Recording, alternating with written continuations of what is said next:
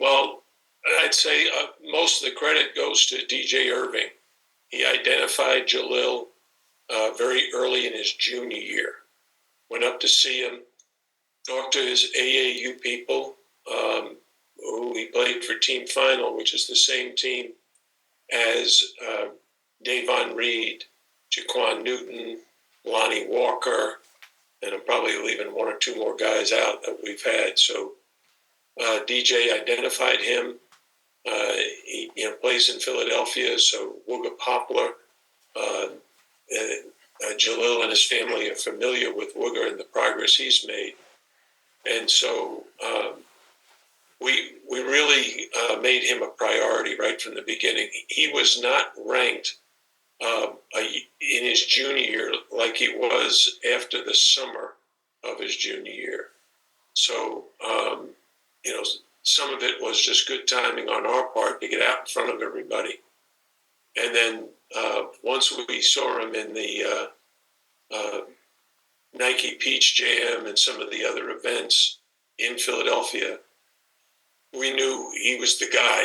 And he was an incredibly explosive player with long-range shooting ability and tremendous competitive spirit. Plays really hard at the defensive end, and we felt like he could be an impact player.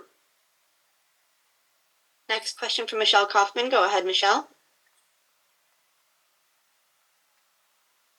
Hey, Jim, you talked a little about this the other day. If you could just expound on it, how you said that people think it's going to be much easier for you guys to recruit now after you made Elite Eight and Final Four.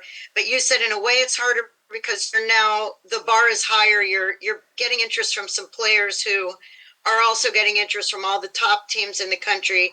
Can you just talk about that? I mean, is it a completely different caliber of player that you're going after now, and just how you've had to adjust maybe recruiting from 3 or 4 years ago to now? Well, let's back up to the beginning. Our first recruits at Miami, Shane Larkin, he was ranked around 100th. Tanya Jakiri, he wasn't ranked at all. And then our success really began when that team won the ACC tournament and regular season, went to the Sweet 16. So then you're going out to high school coaches, AAU coaches, with some success behind your comments. Hey, we're going to be really good. We need your player to really help us stay at the top of the league. And so we were able to get in transfers an Angel Rodriguez, a Sheldon McClellan, a Kamari Murphy. And again, get back to the Sweet 16. So we were enjoying success. That led to us getting Bruce Brown and Lonnie Walker, DeJuan Hernandez. Then we had that lull, and now we're back recruiting those same caliber players, but with a Elite Eight and a Final Four behind our name. So it's not just Miami from the ACC, but it's Miami from the ACC that went to the Elite Eight to the Final Four. So high school coaches, AAU coaches, and prospects are familiar with our recent success. Can I ask one follow-up? I want to ask about the UCF game. What are you expecting from UCF? I know you guys have had some tough games with them. What are you expecting tomorrow? I'm sure it'll be exciting with the raising of the banner and all that. What are you expecting from that game? Thanks. Well, I've been very impressed with UCF, not just this year, but the last several years when we played them. 2 years ago, we lost to them at home. They were very, very good, very hard for us to guard. I think they scored 90 points.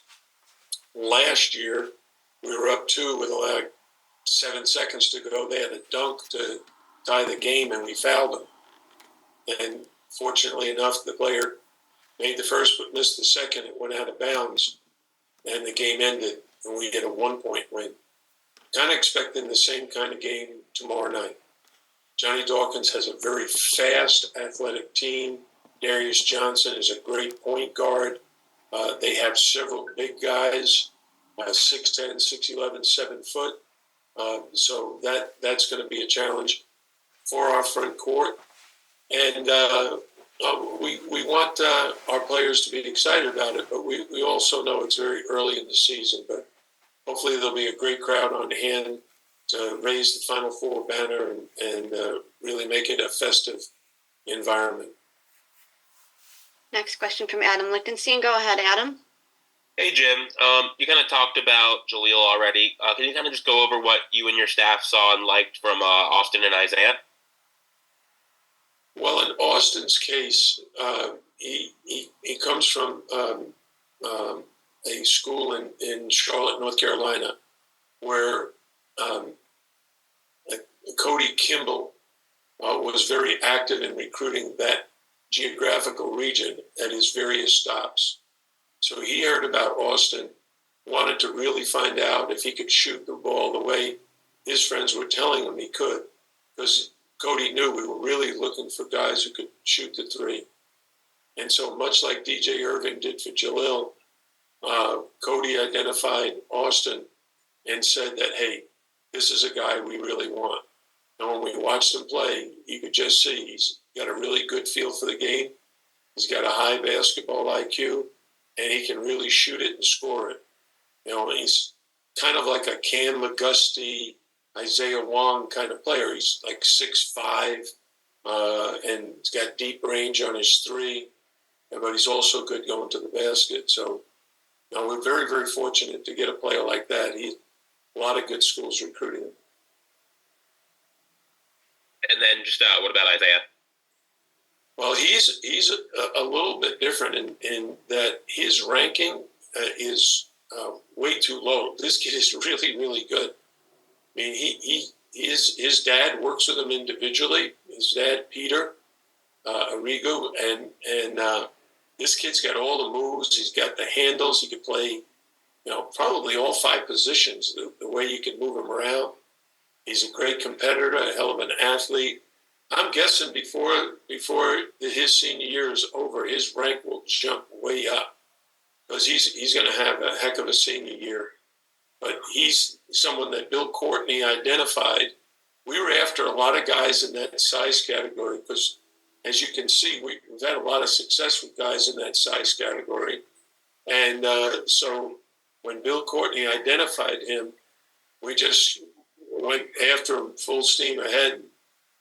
We knew it was going to be a challenge to get him out of the Midwest, but his mom went to college in Florida, so we felt like there was a possibility. And when they came on the visit, it was clear that he fit in beautifully. Very, very smart player.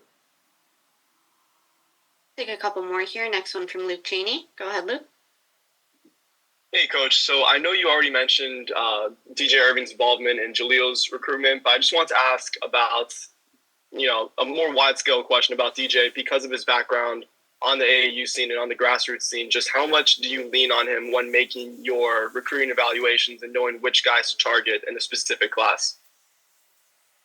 Well, I think with all my coaches, Coach Courtney, has been with me forever. We've been best friends for 27 years. He is actually the guy that organizes all of our recruiting efforts. And then DJ and Cody, they work with Coach Courtney in identifying what we need and who are the best guys to get. And oftentimes you'll see a player that's really talented, but one of the coaches will know, okay, but he's not what we're looking for because he has off-the-court issues or he has academic issues or his personality is not one that Coach L would enjoy working with him. So, those guys have to collaborate quite a bit. When DJ first arrived here, he was going after Jalen Doran, who would be an NBA first-round pick. And then last year, Elmarco Jackson, who went to Kansas and is considered one of the best freshmen in the country. And even though we didn't get those 2 guys, Jaleel was the next target. And DJ was able to get in on him early before he blew up. And he did a great job of sticking with it. Next question from Azubi Charles. Go ahead, Azubi. Hey, Coach L. Kind of going back to the UCF matchup tomorrow, coming off that big win versus NJIT, just what are some things you want to see your team continue to do, and what are some things you want to see your guys kind of improve on a little bit coming off that big win? Well, I'd say the biggest thing is if you watched UCF's win over FIU, they had 16 steals, which is an incredible number of steals in a game. So we want our ball handling to be strong and be sure we're not committing silly turnovers. We're going to turn the ball over some, but we want to be sure that we're still sharing the ball, spacing the floor, and finding the open man. And that'll be, it was a point of emphasis in practice yesterday. It'll be a point of emphasis today as well. Last question from Chris Stock. Go ahead, Chris. Yeah, Coach. Well, with recruiting, kind of what's next for you guys? How do you kind of look to fill the roster? Spring transfer, I guess. Just kind of what's the forecast for still in this 2024 class? What are you thinking? Well, I'll ask you, Chris, a simple question: who's coming back? Because in today's day, we have no idea of what our roster is going to look like in the spring. We could have our two seniors, Norshad O'Meara and Nigel Pack, both graduate and move on to the pros or return. So they both have one more year of eligibility, and we'd love to have them back. So, and then of course this transfer portal and NIL that played a role in April of several of our guys transferring out because they could get better NIL deals someplace else. So what we'll have to do is wait until our season is over and then start looking to the transfer portal to complete the recruiting class. We're very happy with the 3 young men who've committed to us, and then we'll have to figure out what are going to be our needs in the spring. All right. Thank you very much, Coach. Thank you.